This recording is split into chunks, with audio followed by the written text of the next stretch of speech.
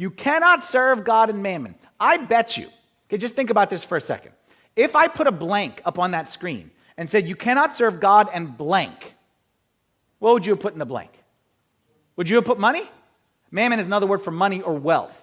I bet you some people would say you cannot serve God and the devil. Cannot serve God and yourself. Cannot serve God and the world. But Jesus is like, okay, yeah, devil, world, self, like blah, blah, blah. Yada, yada, yada. Let's be honest. Where the rubber meets the road is when it comes to your wallet, when it comes to money. That's where you can tell what's really on the inside.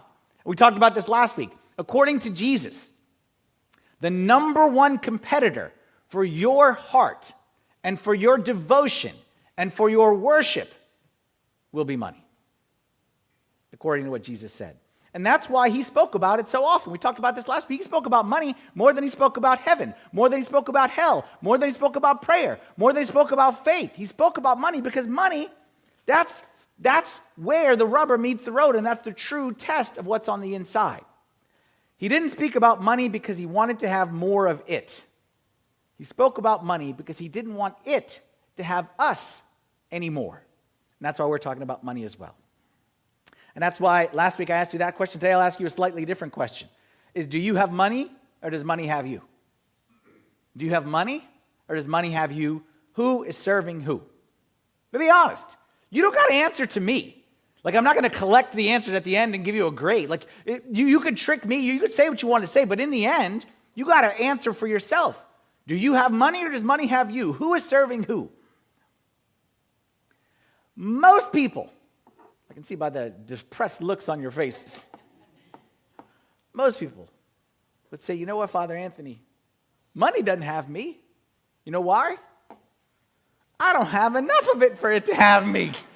I wish I had this problem, Father Anthony. Like, I wish I had so much wealth and so much money that this was a struggle for me, but this just ain't a problem. I heard one person said it one time in a nice way.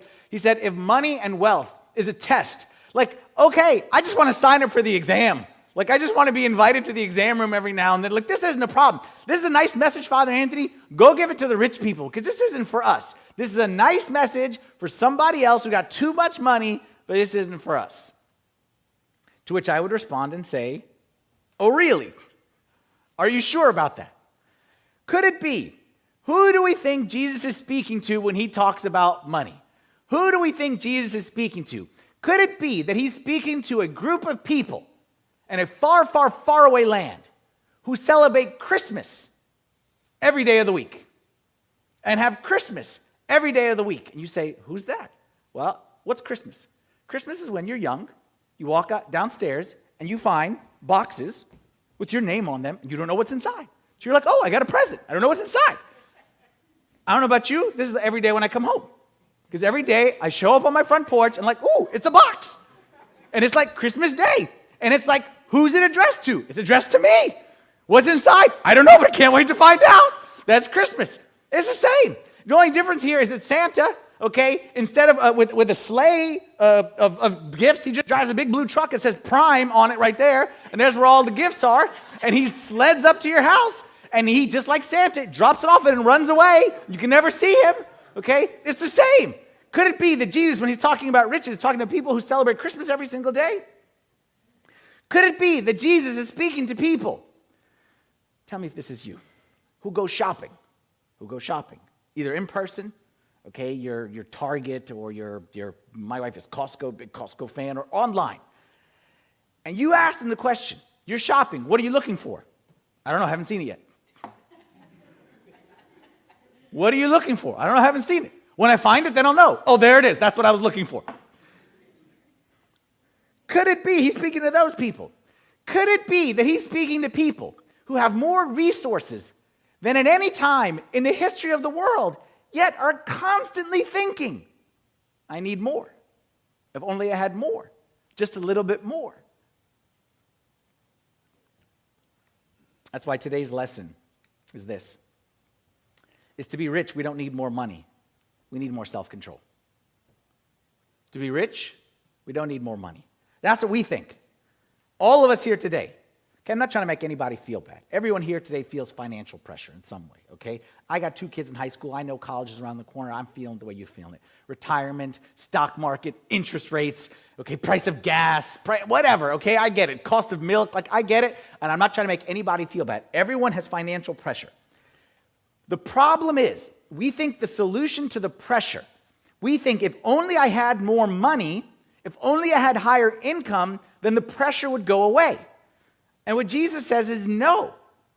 The pressure will not go away if you have a higher income because you already have higher income and you have higher pressure. What we don't need is more income. We don't need more money. We need more self-control. It's not about how much is in your hand. It's about your ability to control what you do with that which is in your hand. And I'll prove it to you. I'll prove it to you right now. I'll make you feel so bad right now. I'll make you feel so bad right now. Every single person sitting in this room today and watching over in Arlington across the screen, every single person, answer the following question. Was there ever a point in time where you looked at it and said, you know what, if I can ever get to if I can get to that level of income, I'd be set? And are you sitting in that level of income right now? Like, can you look at it? Like, I look at it when I graduated college or when I first got married or whatever it was. If I can get to this level, and you know what happened? We got to that level. We got to that level 10 years ago. And then we got there and we said, no, it's that level. And then we got to that level and we said, no, it's that level. How many of us today are sitting at a level of income, of resources, of wealth?